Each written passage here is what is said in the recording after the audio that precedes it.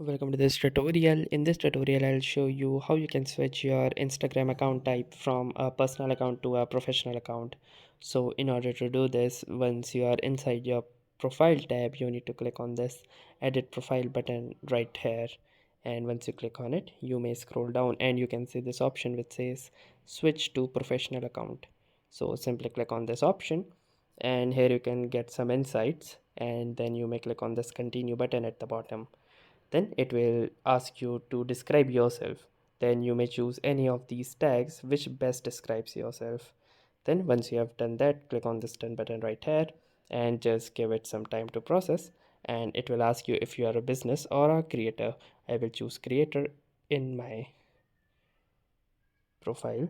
So once this has been done, it will ask you if you want to sign up for promotional emails. So if you want promotional emails, you may enable this toggle, and if you don't want, you may disable it. Then click on the next button again, and it will ask if you want to share logins using account center. So if you want to, you may click on the continue, or if you don't, you may click on the not now. Then once that is done, just let it up, and here you can see that it is asking for me to set up a professional account. So if you don't want to do all of these setup, it is completely fine, you may skip this, it is optional.